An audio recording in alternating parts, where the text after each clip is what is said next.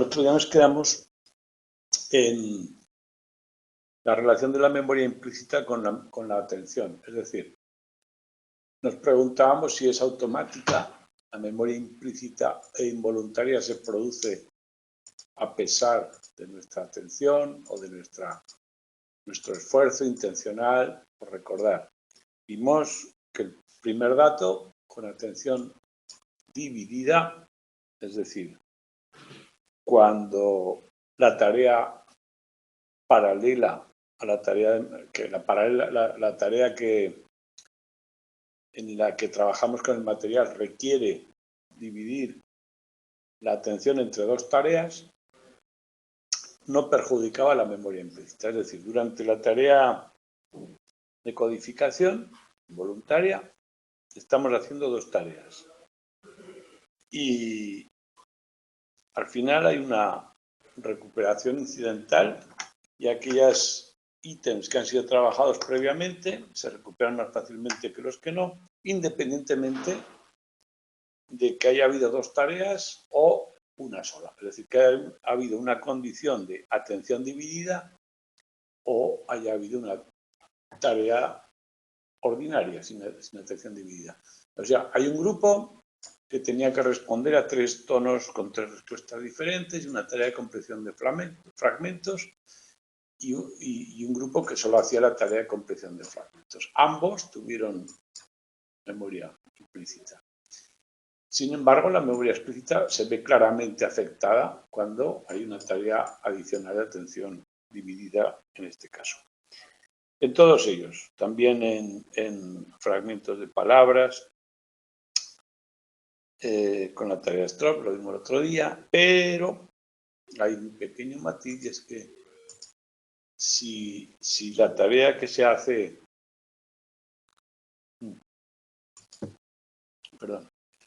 que la tarea que se hace o los ítems que hay que recuperar no son iguales sino parecidos a los que se han utilizado durante la fase de codificación, hay un pequeño coste. Las respuestas, la decisión son más lentas que si el estímulo es completamente nuevo. O sea, de alguna forma, si los estímulos son similares y no idénticos, hay algún coste a la hora de responder. La memoria explícita siempre trabaja mejor cuando hay atención completa y cuando hay atención dividida. Pero bueno, la otra. Con ese matiz, los autores que hicieron el estudio del coste pensaron que cuando hay que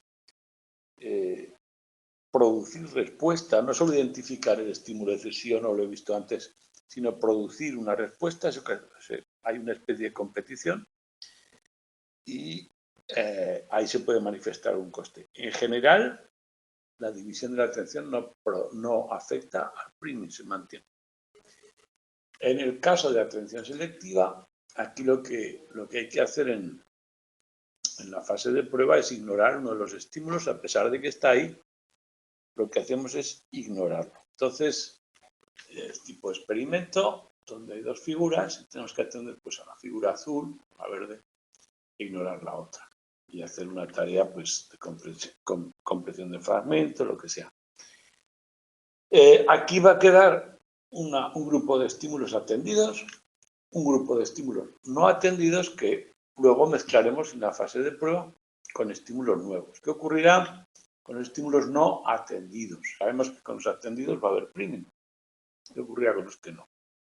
Pues en este tipo de experimento en el que hay dos dibujos diferentes, el resultado, veis que claramente apunta a que los estímulos no atendidos tienen un resultado bastante similar a los no estudiados. Por lo tanto, no hay priming si no se atiende.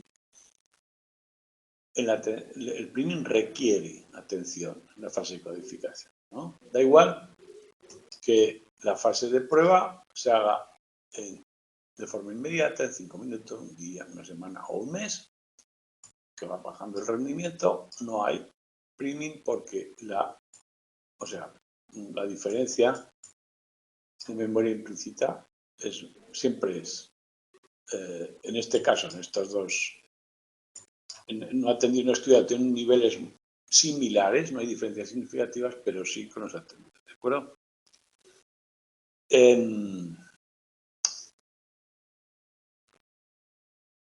Y la explícita, por supuesto, requiere más atención que la implícita. Los resultados de memoria explícita, aunque no salen en el libro, pues son los habituales que hemos visto en otros capítulos.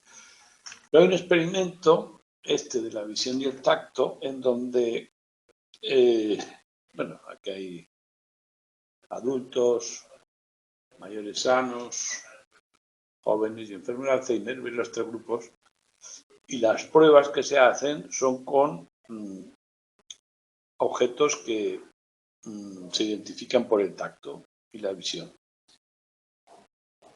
El tiempo de reacción baja en los jóvenes respecto a los atendidos con los no atendidos. Esta diferencia de aquí es el mismo priming que hemos visto antes. Aquí también hay una diferencia significativa, que no se vea mucho en el gráfico, esta lo es decir, hay priming áptico en jóvenes y mayores años, pero no lo hay en enfermos de Alzheimer. Los enfermos de Alzheimer no se benefician de la atención selectiva. O a lo mejor no pueden seleccionar la información y se perjudica el efecto del priming. La memoria, es decir, la memoria implícita no es totalmente automática, requiere atención. Bien.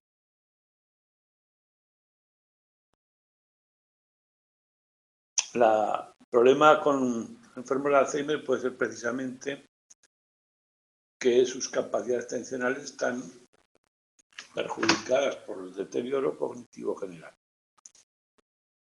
Los estudios de priming áptico también se hicieron, aunque no aparece aquí, creo que sale luego en la parte neurológica, en pacientes con hiperactividad o déficit de atención.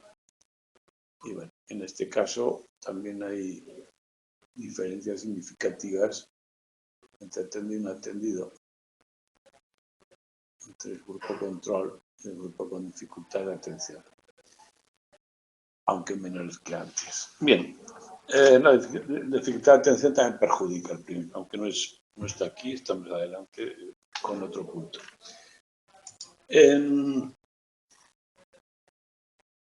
Respecto a las teorías, dos grupos de teorías, unas que apuestan que hay sistemas de memoria, o sea, tenemos las mismas teorías que vimos para memoria declarativa explícita y episódica. Si hay sistemas de diferente ubicación y con diferentes estructuras y funciones en el cerebro, podremos encontrar disociaciones, es decir, lesiones o funciones que dependan de una y de otra que demuestre que las estructuras existen.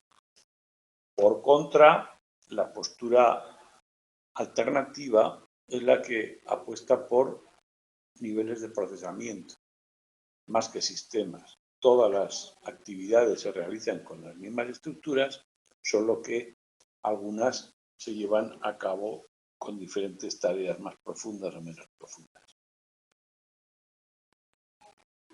Según la teoría de sistemas, repite un poco lo que hemos visto, los sistemas de Sackler-Turbin, que hay memoria de trabajo, procedimental, perceptiva, semántica y episódica. Vemos que algunas se deterioran con la edad y otras no, y eso es una prueba de disociación. Por ejemplo, la teoría de sistemas predice el deterioro de ciertos pacientes amnésicos que pierden una estructura y no otra. O sea, la postura tiene un apoyo claro con las disociaciones. Sin embargo, no tiene un apoyo claro con los deterioros por la edad y el desarrollo temprano. El desarrollo temprano parece más bien global y el deterioro con la edad no se explica por los sistemas. Porque cuando hay un deterioro generalizado, a veces hay no depende de los sistemas. Unas funciones se pierden, otras no, pero no en bloque o no todas a la vez. Bien. Una de las pruebas que se utilizan para ver qué sistemas están trabajando en cada tarea es el priming neural, que veremos un poco más adelante. Si lo habéis visto, hay que tenerlo claro. El sistema nervioso, las neuronas, cuando un estímulo se repite a menudo, bajan la actividad. Es como si dejaran de procesarlo. Bueno, eso se llama priming neural. Podemos observar que si un estímulo es viejo, que se ha repetido, la disminución de la actividad neuronal es un efecto que nos comprueba de la misma forma que la respuesta más rápida cuando un estímulo ha sido percibido previamente, pues es un priming. Bien, hay cierta especificidad en el priming neural. Los estímulos visuales tienden a ir a la zona posterior, la zona occipital, que es donde está el procesamiento visual, mientras que el priming neural semántico se produce en las zonas del hipocampo, frontales y inferotemporales, que es donde se produce el procesamiento abstracto que hemos visto en varios temas. Y el priming conductual, que hemos explicado por tiempo de reacción, que hemos medido en tiempo de reacción, y el neural, suelen coincidir, pero solo cuando las activaciones son en zonas anteriores del cerebro. Las zonas posteriores, más visuales, no hay correlación entre ambos. Cierta diferencia. Bueno, todo eso apoya que hay distintos sistemas, distintas zonas. También las imágenes funcionales suelen dar este tipo de pruebas. Bueno, la alternativa, la de los niveles de procesamiento, tiene algún dato que lo explica, pero tiene más debilidades y menos apoyo empírico. La teoría tiene poco alcance teórico, valga la redundancia, porque cualquier dato que se dé se puede explicar diciendo que el procesamiento ha sido más o menos profundo. Es decir, si no hay priming, diremos que no ha habido priming porque no hay un procesamiento lo suficientemente profundo. Y a la vez, si el procesamiento, que es una explicación circular que no se puede falsear. Y la otra es que no puede explicar las disociaciones de amnésicos o de accidentes. Los pacientes que veremos ya hemos visto, ¿no? Lo mismo que hasta ahora. ¿Qué pasa a lo largo de la vida con la memoria implícita? Y la neurología. Los dos últimos puntos están bastante conectados. La parte de la edad, primero os recomiendo que tengáis una imagen de las estructuras de las que vamos a hablar. Primero, lo de la edad no nos aporta ningún dato nuevo en este punto. Aquí nos quedamos con lo de que la memoria implícita parece mantenerse, mientras que la explícita tiene un ciclo de aumento hasta cierta edad temprana y luego de mantenimiento, cierto decaimiento lento, y al final de la vida hay un decaimiento más rápido. Poco más. El priming se observa desde pequeños con déficit de atención, y en el envejecimiento la memoria episódica decae, pero la implícita está preservada. En la neurociencia vemos que el primer dato que nos da es que la estructura cerebral cambia con la edad. Es importante aquí que veamos qué estructuras les afecta la edad, que si buscamos nuestro dibujo anterior, los hemisferios, el núcleo caudado, la corteza prefrontal lateral,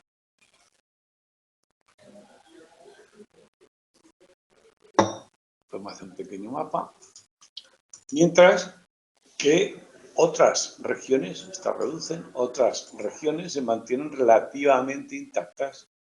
El promedio, veis que esto mira el volumen de muchos elementos de esa zona, y a lo largo de la edad vemos que va manteniéndose y aumentando. En este caso, la caída es mínima o incluso está estable. ¿En cuál? La corteza visual primaria, que es esta parte trasera, no occipital, la corteza entorrinal, que está aquí debajo en el hipocampo. Así pues, tenemos pequeño mapa y estas zonas, bueno, RAS, los datos de RAS que tendríamos que tener más o menos claros. A lo largo de la edad se pueden observar que las estructuras que trabajan en la memoria implícita son diferentes. ¿Cómo? Por la resonancia y las técnicas que conocemos, hay un experimento con resonancia magnética funcional, es importante, en el que comparamos jóvenes con mayores y vemos si una repetición, 2 o 3 repeticiones, aquí quedan los datos, va cambiando las estructuras que se ponen en marcha durante una tarea de memoria implícita. Veamos que se supone, si hay primen neural, que hemos definido antes, a medida que vamos repitiendo la tarea, debería disminuir la activación en las zonas que están trabajando, porque la habituación es el primen neural, y bueno, también podemos medir el primen semántico y otro está. Las zonas en las que va cambiando, según las repeticiones, cambian con la edad. Resultado más llamativo, bueno, este estudio también tiene cierta particularidad. Se hace una tarea que el sujeto está haciendo a la vez que está en un aparato de resonancia magnética y se va midiendo a lo largo de la tarea su actividad cerebral.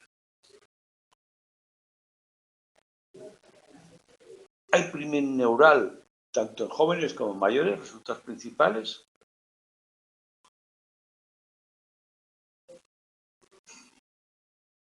Sin embargo, los mayores tuvieron menos zonas y menos cantidad del primen neural en la repetición de la otra. Según el gráfico, tenemos los mayores abajo, menores arriba. Vemos que la actividad, o sea, las zonas rojas, son mucho menores. También es importante, porque se haga una pregunta, el diseño. Aquí hay 3 repeticiones y 2 grupos de personas. Las repeticiones eran las mismas personas, por supuesto, eran intrasujetos, y los 2 grupos eran entre sujetos, jóvenes y mayores, por selección.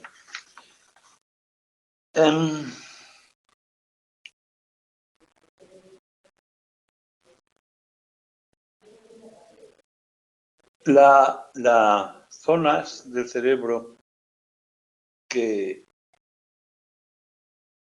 en las que se ve actividad son diferentes también. En los jóvenes, en los mayores, hay una bilateralización, menos especialización de los 2 hemisferios cerebrales con la edad, mientras que en los jóvenes hay mayor asimetría cerebral, y en los mayores se suele cambiar la actividad cerebral de las regiones posteriores a las anteriores, que son las de control voluntario, las que tienen control ejecutivo, para de alguna forma compensar pérdidas de las zonas más conectadas con la percepción, reorganizando la tarea. Los adultos mayores, mayor implicación frontal o bilateral frontal. Y los jóvenes tienen menos respuestas frontales o menos lateralizadas. Yo creo que esos son los datos más relevantes del punto, los que deberíamos tener en cuenta a la hora de un estudio más estratégico. Por último, en las amnesias tenemos algunos casos de pacientes que veremos en otros sitios también, para ver qué ocurre con su memoria implícita. Sabemos que las tareas de comprensión visual, los pacientes amnésicos suelen responder igual, se produce igual, va por a pesar de haber perdido la memoria voluntaria, hay un efecto de facilitación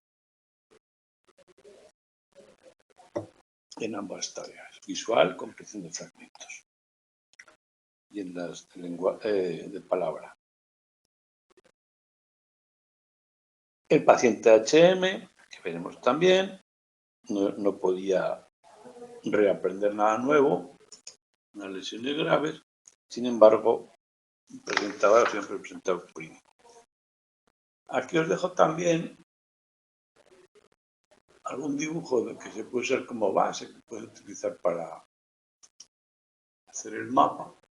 Algunos datos que yo resumo de todos los temas, aunque estos datos son más o menos matizables porque van cambiando, estos son de bibliografía de datos que hemos sacado aquí, donde está la memoria implícita principalmente, todas las zonas que participan, y bueno, la vía visual, que en este caso es muy importante.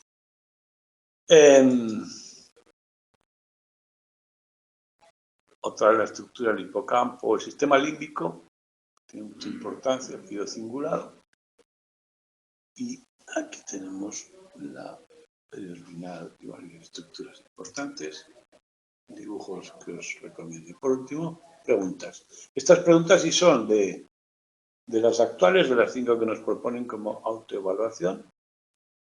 Y bueno, aquí podemos ver dónde se centran los datos más relevantes o centrales del tema.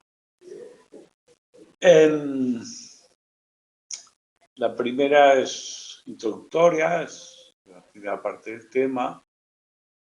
Y bueno, cuando veáis muchas veces las palabras exclusivamente, pues normalmente sabemos que la memoria implícita se ha utilizado para estudiar prejuicios y muchas cosas. Bueno, pues la tarea es más fácil. El primer neural que hemos nombrado, lo que ocurre cuando se produce el primer neural es que disminuye la activación cerebral, no aumenta. Por lo tanto, la B la descartamos, no tiene que ver con la profundidad y, por supuesto, se produce en toda la región. En este caso no hay distinción. La distinción era otra cosa. RAZ es los gráficos que hemos visto de qué áreas reducen la actividad y qué áreas la mantienen o quedan estables con la edad. Y las 4 que reducen y las 2 que la mantienen, aquí nos pregunta, disminuye, 2 de las que disminuyen. Bueno, que es el hipocampo. Bueno, no es en todas y no es en la visión primaria. Bueno. Del volumen lo podéis ver en el dibujo y memorizarlo un poco. El estudio de Ballesteros es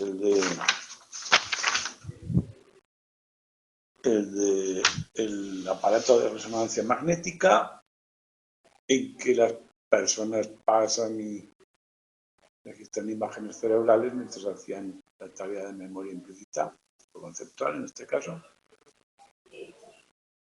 Y podemos responder la B la podemos descartar porque dice que el grupo de mayores no mostró plurineural, cosa que no es cierta. Es cierto que los mayores mostraron menor reducción y en menos áreas. Y la A, correcto, que son dos grupos, dos niveles en grupo, jóvenes y mayores, pero la repetición de 2 niveles, estudiado no estudiado, era para el estudio de la memoria explícita. En la implícita había 3 niveles de repetición. Así que tienes enlace. Y la última, como hemos visto el otro día, el primer intermodal, vimos que si las opciones sensoriales que poníamos en intermodalidad eran funcionalmente compatibles o se solapaban, el primer intermodal no era menor que el intramodal. El segundo punto, la segunda respuesta también es claramente falsa, porque la memoria implícita no es completamente automática y lo hemos visto en el estudio de la atención selectiva. Y por último, bueno, la última pues es cierta, porque entre el tacto y la visión requiere poner aparatos que impidan o faciliten una tarea con uno u otro sentido. Pues con esto tenemos el tema 6. Nos vamos al 7, la memoria prospectiva.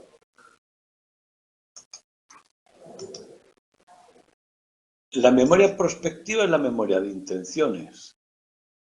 La memoria que se dirige al futuro en vez del pasado.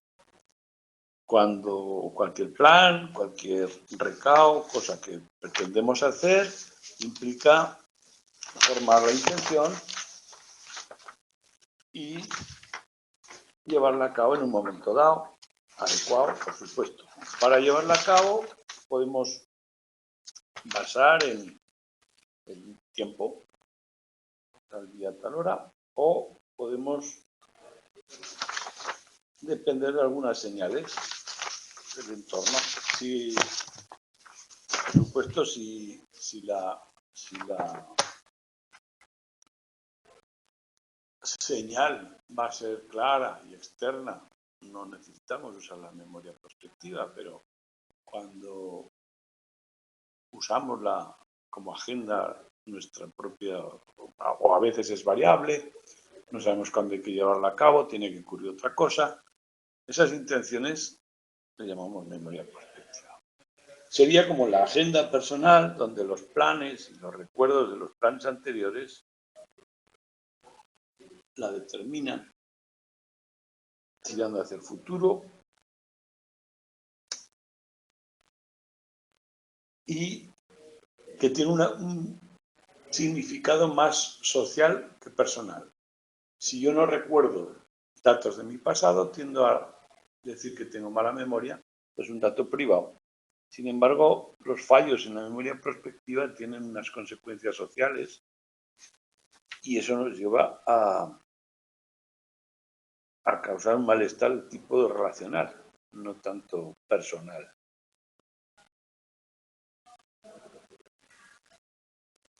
Bien. Las descripciones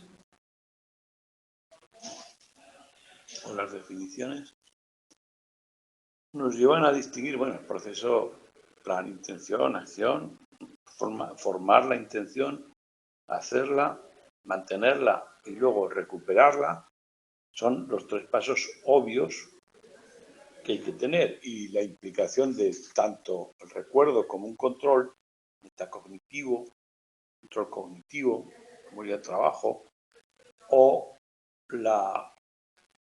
el efecto facilitador de algunas señales que nosotros mismos nos ponemos, inhibir otras señales, un trabajo que implica varias estructuras, incluso nuestro rol interno, el sentido del tiempo. Pues bueno, pues los componentes de formar, mantener y recuperar implican muchas estructuras que hay bastante lógica, pero lo más relevante es distinguir entre los 2 componentes de esta memoria. La prospectiva sería el componente que forma la intención ahora y la retrospectiva es la que en el momento de ejecución recuerda lo que hay que hacer. Normalmente en laboratorios haremos tareas de memoria prospectiva entreteniendo a las personas con una tarea en curso y teniendo que responder periódicamente o a una señal a una tarea futura.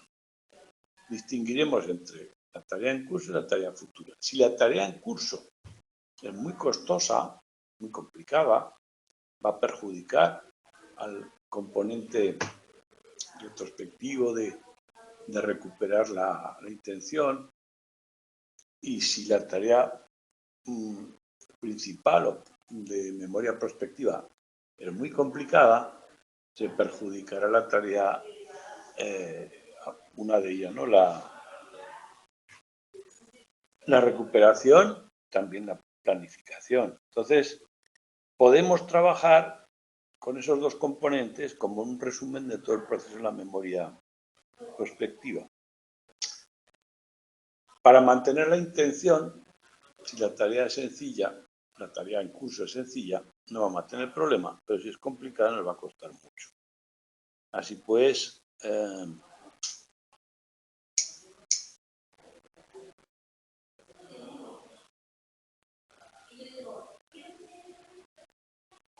bueno, lo veremos luego. Si, por ejemplo, presionar una tecla cuando aparece una palabra en una pantalla mientras realiza una tarea en curso, por ejemplo, una tarea de decisión léxica, simplemente si es una palabra es o no de tal familia, y presionar una tecla. Si la tecla de cuando aparece una palabra es solo una, es fácil, el componente prospectivo es planificar qué palabras hay que responder. Si son pocas palabras es más fácil, si son muchas es más difícil. El componente retrospectivo de recordar lo que hará es disminuir la atención que le ponemos a la tarea en curso. Estaremos siempre jugando con eso. Aunque el resultado siempre va a ser 1, el número de aciertos de la memoria prospectiva, estamos jugando con la competición entre ambas. En la vida real, fuera del laboratorio, tenemos que siempre estamos haciendo algo y ese algo que estamos haciendo perjudica las cosas que, bueno, en la experiencia cotidiana, tú dices, cada termina la lavadora tengo que sacar la ropa o tengo que poner la lavadora cuando no sé qué, y mientras tanto estás haciendo otras cosas. Bueno, pues eso en laboratorio se traduce mediante tarea en curso y tarea de memoria prospectiva y se juega con la carga de ambas para perjudicar uno de los dos componentes y ver, bueno, investigar cómo funciona el proceso, ¿no? ¿Qué más? El componente prospectivo hacia el futuro está relacionado con funciones ejecutivas y con los planes, la parte prefrontal del cerebro, como veremos, y la parte retrospectiva, acordarnos en el momento, depende de tanto de la memoria, pero también de otro control. Bueno, tiene muchos componentes. La recuperación siempre tiene una cierto componente autoinicial, aunque nos veamos con señales, es el caso, y la codificación, mantenimiento. Vamos a ver los factores que afectan los tengo yo aquí, no resumidos, sino en una de las teorías que vamos a ver, hay unos estudios con datos de qué factores afectan, pero aquí, en principio, tenemos una serie de variables que nombra que son bastante evidentes. Por ejemplo, si la importancia es alta, el control y la eficacia de la memoria prospectiva también será más eficaz. Y si en el laboratorio, mediante instrucciones o con cualquier estrategia, aumentamos la importancia de la intención, aumentará el rendimiento en la memoria prospectiva, ¿no? Por ejemplo, dar un premio si lo haces bien, o simplemente dar una especie de reconocimiento de lo que haces bien para aumentar la importancia subjetiva. La forma de las instrucciones, si damos, por ejemplo, una tarea de memoria prospectiva difícil en la que hay que responder, pongamos por caso, en vez de a una señal, a 10 o 12 señales diferentes, muchas de ellas, alta carga cognitiva, la tarea en curso se verá perjudicada y buscaremos el rendimiento en la tarea de memoria prospectiva, porque en las instrucciones están diciendo que es la importante. Porque si dijéramos, al darle más carga, es decir, que tiene más carga, estamos diciendo que es más importante. Ya hemos dicho que la memoria prospectiva tiene un alto componente social. Si además decimos que eso va a ser evaluado socialmente o por otras personas, digamos, va a ser mayor. El tipo de tarea, las tareas, la memoria prospectiva es la segunda variable importante, distinguir entre los dos componentes y los tipos de señales que podemos utilizar para llevar a cabo la tarea. Un tipo de tarea basada en eventos. Yo tengo que hacer algo cuando ocurra una cosa, otra en el tiempo, tengo que hacer algo en un momento específico y algunas otras, ¿no? Dependiendo de cadena de actividades, dependiendo de si estoy en un sitio o no. Los subtipos son varios, pero los más importantes son en eventos y en tiempo, porque pueden más o menos incluir a los demás, ¿no? Ahora veremos algún ejemplo. Los que tenéis en la página 252. En esta diapositiva os he puesto lo que os he dicho de los tipos de procesos y, bueno, un resumen de las variables, aunque estos son dentro de esta teoría y son hallazgos empíricos. Aquí diríamos que si la carga de la tarea es baja, el procesamiento es más automático. Si la afluencia de la señal es alta, también. La fuerza asociativa entre la señal y lo que hay que hacer, es decir, si es muy claro la asociación entre la clave y la tarea, pues también. ¿Qué más? Baja importancia, más automático. Si a más tiempo, más automático, se va perdiendo el control intencional y la profundidad de los planes, a menos planes o más planes tenga a la vez. Pero bueno, esto no es el dato que tenemos en el texto, sino un ejemplo de cómo ver los factores, aunque siguen bastante la lógica intuitiva. Ejemplos de tareas de memoria prospectiva. Ejemplos de tipos.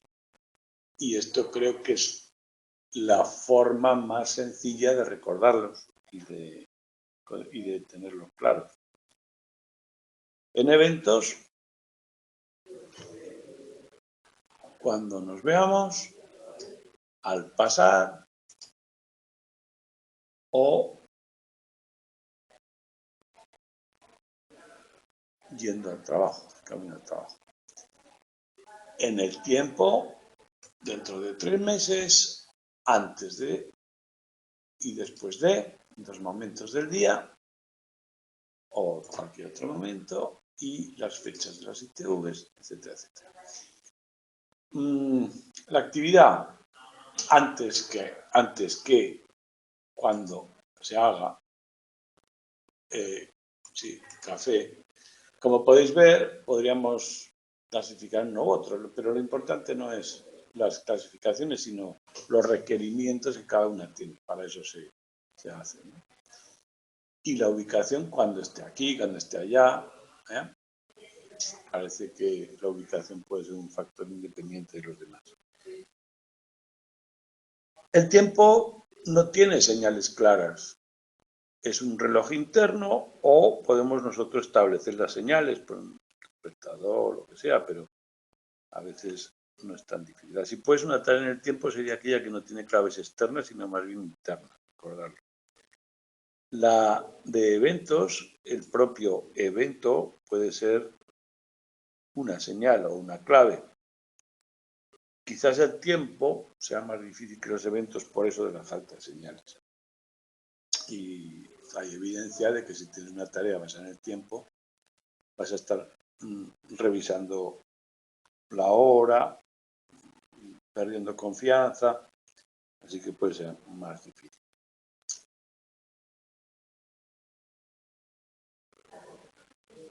Bueno, hay un modelo de cómo es, por ejemplo, el de Miller, prueba espera, prueba salida, pero ya es una teoría que ahora mismo no tiene mucho apoyo. Ya veremos luego las que ahora funcionan. A más tiempo, peor, por supuesto. En las dos. Siempre que el tiempo es peor en las dos. Bueno, los ejemplos, tipo cada una también queda más o menos claro.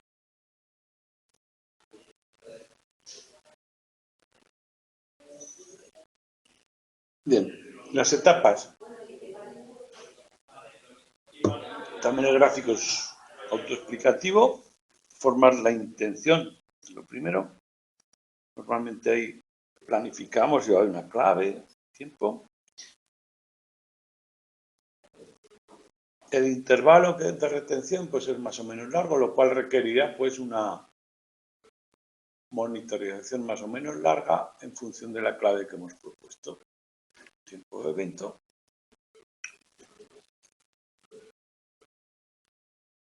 La detección y el reconocimiento de la clave o del periodo suficiente para iniciar la actividad. En este tiempo aquí hay inhibición, recordar, la fase retrospectiva y la ejecutar la acción.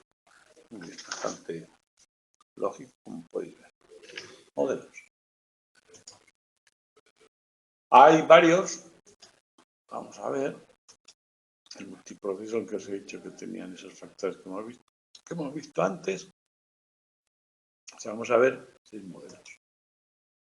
Y cada uno tiene una definición más o menos, un factor más importante que otros. Y eso yo creo que con eso podemos distinguirlos. En general, el factor va a depender de si lo hacen depender la memoria prospectiva de los datos externos, si le dan más importancia a las claves externas, a los recordatorios, acontecimientos, o sea, de abajo arriba, o si la hacen depender más de mi intención arriba abajo, de mi control ejecutivo, de la tarea y de la monitorización, mantenimiento de la atención. Estructuras frontales cerebrales. Esto ya lo tenemos que tener más o menos claro. En la primera, la insistí McDaniel, la recuperación espontánea,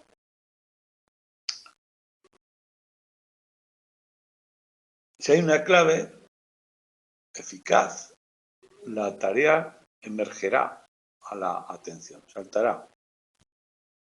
Señal y acción. Lo importante en este caso es que la señal tenga o supere el umbral necesario para la activación. Sería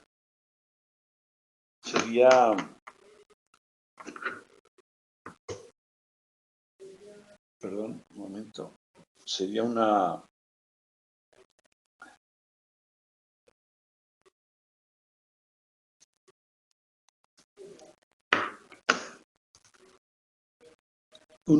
reacción más o menos asociativa y automática a intención. Esa memoria prospectiva sería una teoría que son procesos reflexivos los que en realidad están más implicados. Sería una de abajo arriba, proceso reflexivo automático. Procesos controlados. La teoría PAM dice que los procesos de monitorización y memoria retrospectiva y mantenimiento de intención son atencionales.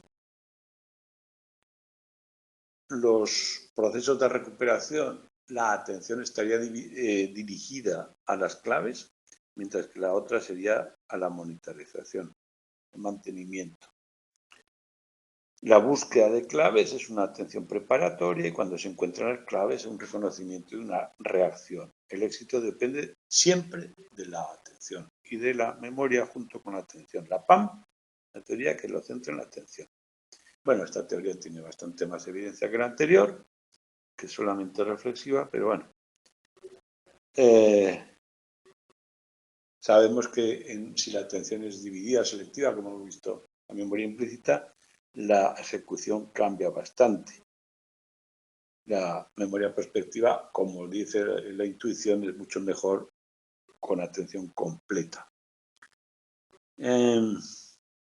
Y claro, los recursos que tenemos para monitorizar y mantener la intención, si los variamos, afectarían al rendimiento. Todas las personas mayores, por ejemplo, les cuesta mucho más. Bien. Primera, automática asociativa, la segunda, atencional. Arriba, abajo, abajo, arriba. El multiproceso dice que depende de muchos factores. Yo antes he puesto algún resumen de los factores que requiere. Todos ellos. Si las claves son focales, las claves focales son aquellas que tienen una asociación natural o directa con actividad o tarea. Por ejemplo, yo que sé,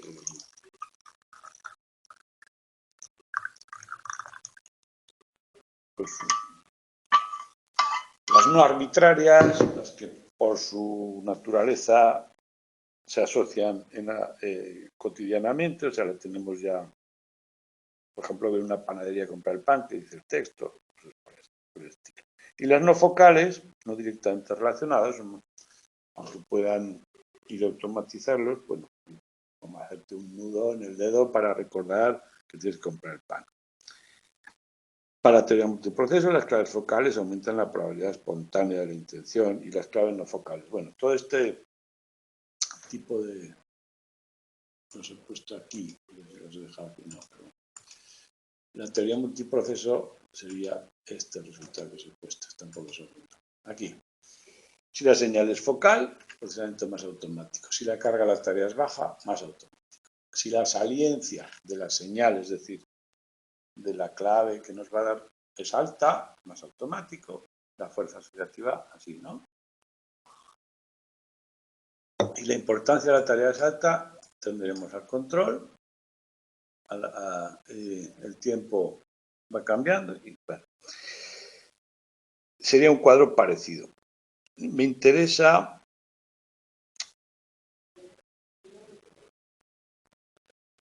que si hay un solapamiento entre lo que estamos haciendo y lo que vamos a hacer en la memoria prospectiva, es decir, el tipo tarea en curso es parecida o en alguna medida es parecida a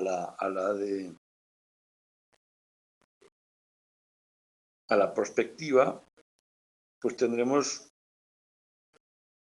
una dificultad mayor. Ejemplo, que ambas tengan procesamiento semántico, como viene ahí, o simplemente que una semántica y la otra sea solamente fonológica. Bien, ¿qué más? Bueno, la teoría es bastante aceptada, está basada en datos completos, habla de multiprocesos, veis que las dos anteriores son arriba, abajo, abajo, arriba, bastante más tajantes. Esta tiene mucho más flexibilidad y es la teoría de referencia que las cuestiones los demás. Sobre todo la del multiproceso dinámico, que le añade algunas particularidades a la del proceso multiproceso general, que las tenéis resumidas en un cuadro, en la que aumenta los procesos arriba abajo,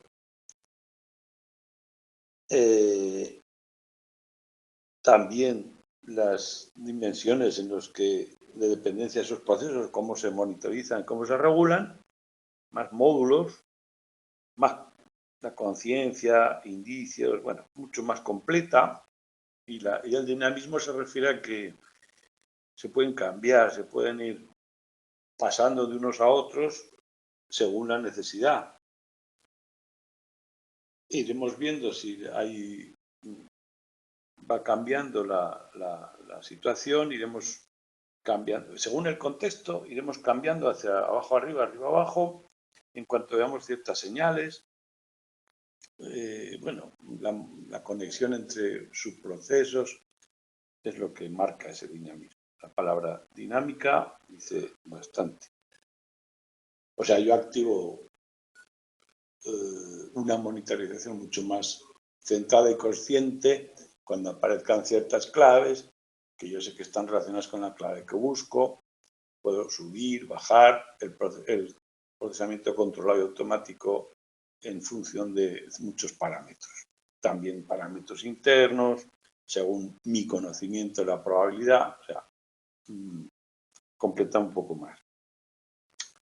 Luego las teorías que nos quedan, la de retraso y la PMDC, control de decisiones.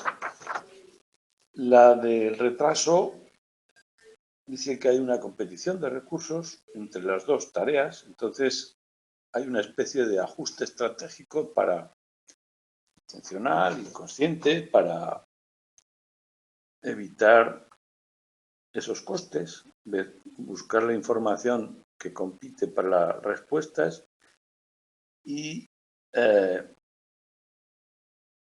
la estrategia es lo que funciona. Bueno, cuando yo te obligo a retrasar una respuesta, tarea en curso, se iguala si las tareas en curso se pueden, o sea, yo puedo dar las respuestas de la tarea en curso de una forma continua o puedo retrasarlas un poco y que me dé tiempo a monitorizar y llevar a cabo la otra.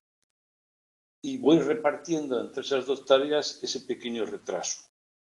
Entonces, si yo sé, tengo cierta probabilidad de cuándo va a ocurrir, voy ajustando el ritmo de la tarea en curso para dedicarlo a la otra.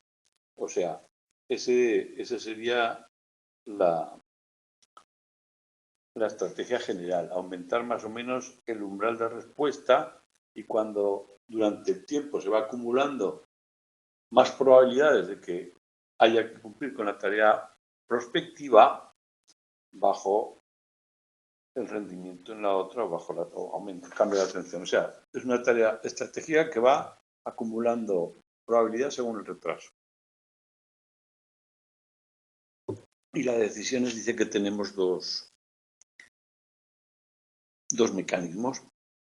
Uno proactivo, que tiene un umbral alto, es decir, yo de momento no creo que haya que realizar la actividad de memoria prospectiva y me dedico a lo que estoy poniendo un umbral alto de respuesta, y uno reactivo cuando bajo el umbral, cuando creo que el momento es más adecuado.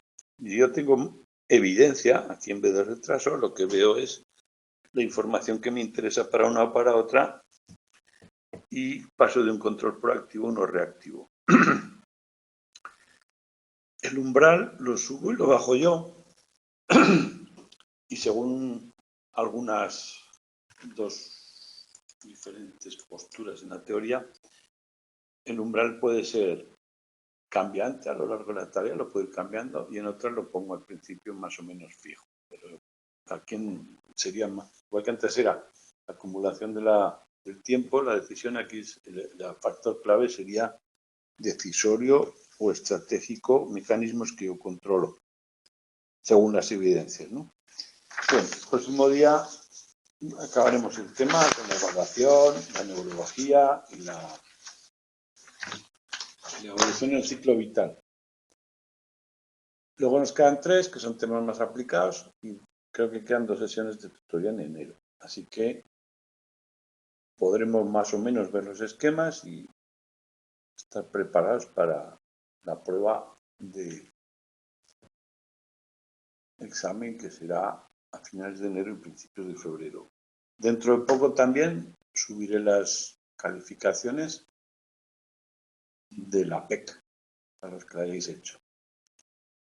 Y sin nada más, nos vemos el año próximo.